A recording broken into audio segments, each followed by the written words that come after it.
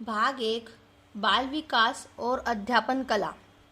पहला, शिक्षार्थियों ने विषय क्षेत्र में जो ज्ञान प्राप्त किया है उसे अन्य विषय क्षेत्रों के ज्ञान के साथ जोड़कर शिक्षक शिक्षार्थियों की सहायता करता है। इससे बढ़ावा देने से किसे सहायता मिलती है? पहला है व्यक्तिगत भेदों को, दूसरा शिक्षार्थी की स्वायत्तता को, तीसरा है पुनर्बलन को और चौथा है ज्ञान के सहसंबंध और हस्तांतरण को। इसमें से हमारा डी ऑप्शन सही है। ज्ञान के सहसंबंध और हस्तांतरण को सहायता मिलती है। विशिष्ट बालकों के प्रमुख प्रकार है दृष्टिबाधित, अस्थिबाधित, श्रवण बाधित, उपरोक्त सभी। इस प्रश्न का उत्तर होगा उपरोक्त सभी, क्योंकि दृष्टिबाधित, अस्थिबाधित और श्रवण बाधित तीनों ही विशिष्ट बालकों के प्रकार हैं। नेक्स्ट क्वेश्चन है, छात्रों के बीच व्यक्तिगत भेद शामिल करने का आधार हो सकता है शिक्षण के कई तरीके, आकलन के कई तरीके, बहुआकलन, ए और बी दोनों। छात्रों के बीच व्यक्तिगत भेद शामिल करने का आधार हो सकता है शिक्षण के कई तरीके और आकलन के कई तरीके। मतलब इसका आंसर है डी, ए और बी दोनों। मानसिक रूप से पिछड़े बालकों की बुद्धि लब्धि होती है 110 से 120 तक, 140 के ऊपर, 80 से 90 तक और 50 से 60 तक। मानसिक रूप से पिछड़े बालकों की बुद्धि लब्धि होती है 50 से 60 तक। सतत और व्यापक मूल्यांकन की योजना में व्यापक शब्द किसको छोड़कर निम्नलिखित द्वारा समर्थित है? सतत और व्यापक मूल्यांकन की योजना में व्यापक शब्द किसको छोड़कर निम्नलिखित द्वारा समर्थित है? बहुबुद्धि का सिद्धांत, सूचना प्रक्रमण का सिद्धांत, जेपी गिलफोर्ड का बुद्धि संरचना का सिद्धांत, एल थर्स्टन का प्राथमिक मानसिक क्षमताओं का सिद्धांत। इसमें से हमारा आंसर होगा बी, सूचना प्रक्रमण का सिद्धांत। प्रतिभाशाली बालकों की शिक्षा व्यवस्था का स्वरूप है योग्य शिक्षक, विशिष्ट विद्यालय, विशिष्ट पाठ्यक्रम, उपरोक्त सभी। प्रतिभाशाली बालकों की शिक्षा व्यवस्था का स्वरूप है उपरोक्त सभी, क्योंकि उनके लिए योग्य शिक्षक, विशिष्ट पाठ्यक्रम, विशिष्ट विद्यालय सभी आवश्यक है।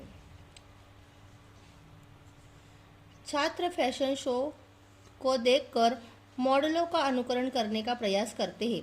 इस प्रकार के अनुकरण को कहा जा सकता है? प्राथमिक अनुकरण, गौण अनुकरण, सामाजिक अधिगम या सामान्यीकरण। प्राथमिक अनुकरण, गौण या द्वितीयक अनुकरण, सामाजिक अधिगम और सामान्यीकरण। इसमें से हमारा आंसर होगा सामाजिक अधिगम।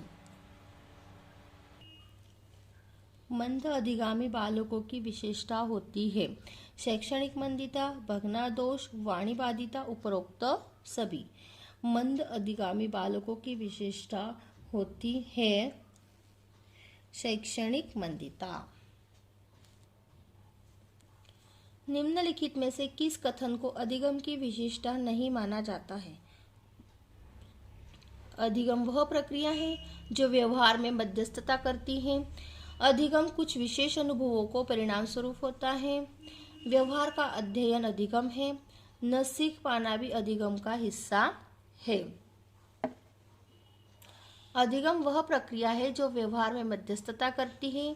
अधिगम कुछ विशेष अनुभवों के परिणाम स्वरूप होता है। व्यवहार का अध्ययन अधिगम है। न सीख पाना भी अध्ययन का हिस्सा है। इनमें से हमारा 90 का आंसर होगा सी, व्यवहार का अध्ययन अधिगम है। श्रवण बाधितों के शिक्षण एवं प्रशिक्षण में प्रयुक्त करते हैं होठों का प्रशिक्षण, सांकेतिक भाषा, वाणी का प्रशिक्षण, उपरोक्त सभी।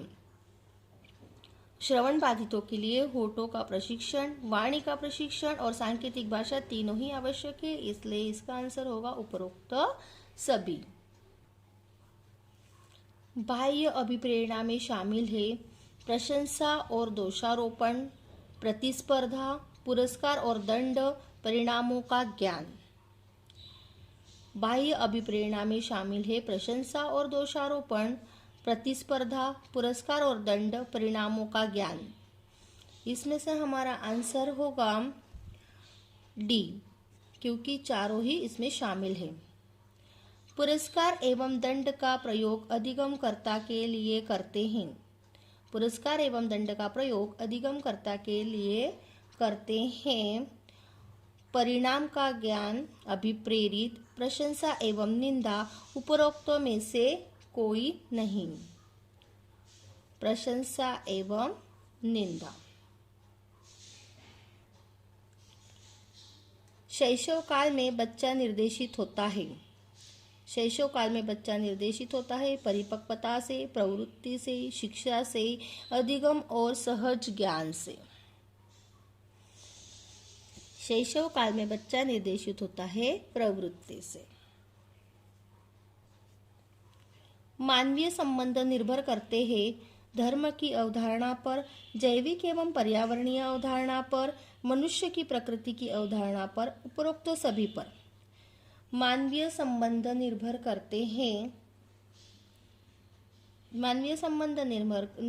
हैं धर्म की अवधारणा पर।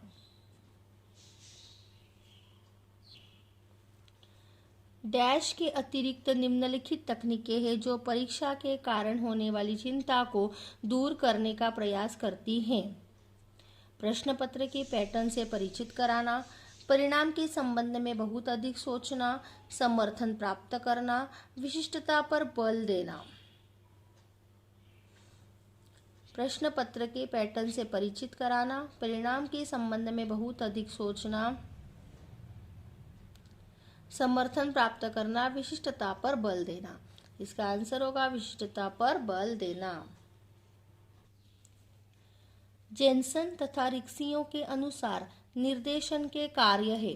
जेनसन तथा रिक्सियों के अनुसार निर्देशन के कार्य है 5, 7, 8, 3, 8।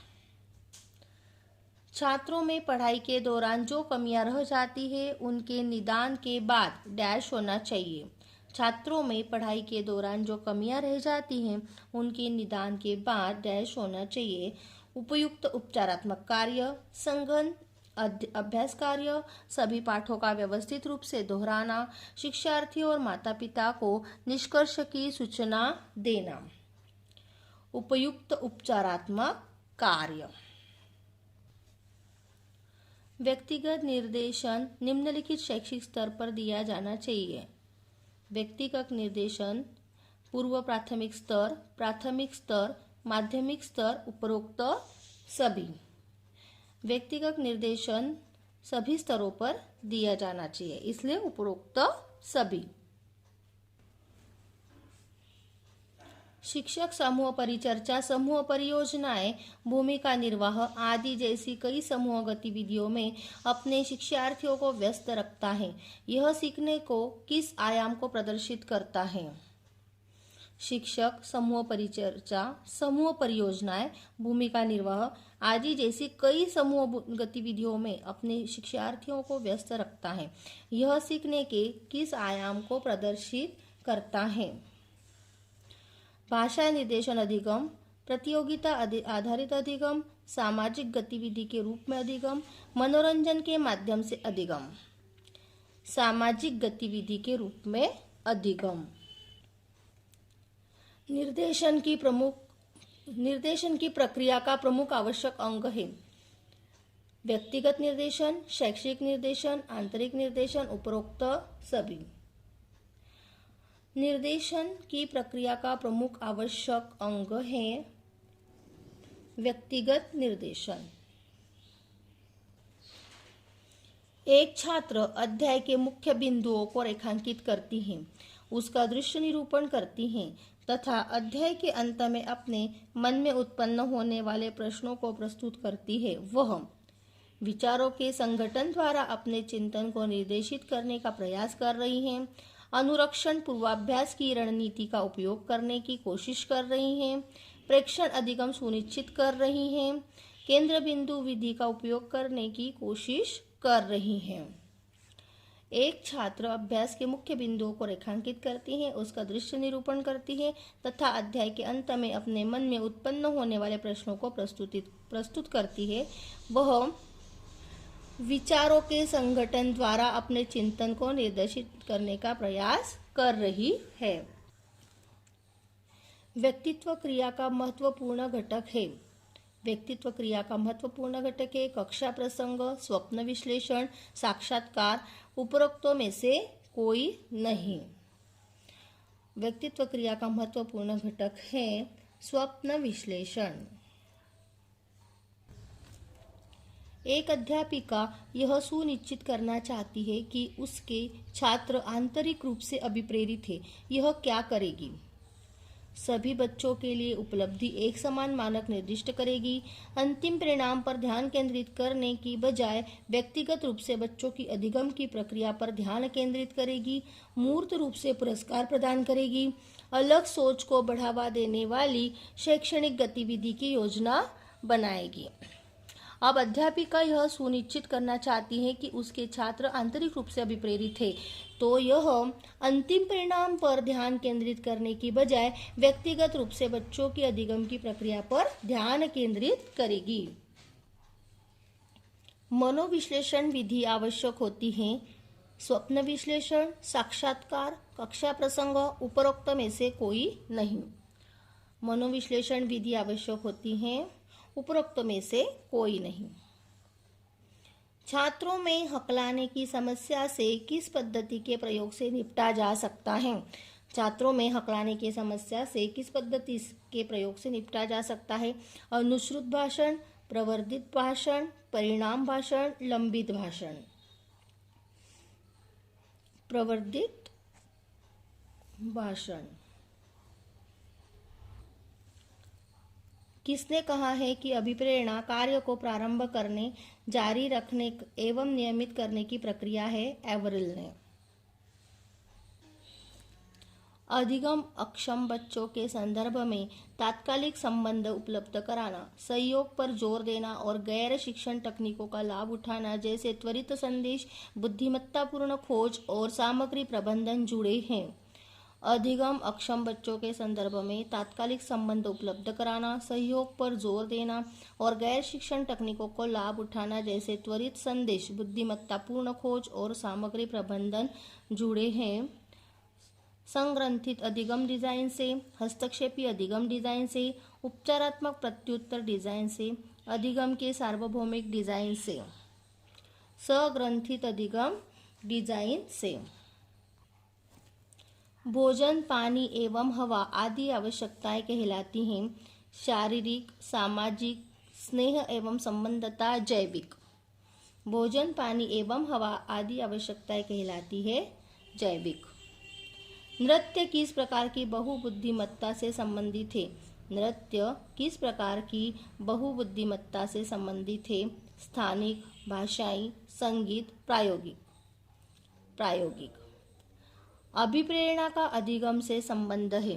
अभिप्रेरणा का अधिगम से संबंध है निकटता से, दूरी से, विषय वस्तु से, इनमें से कोई नहीं। निकटता से।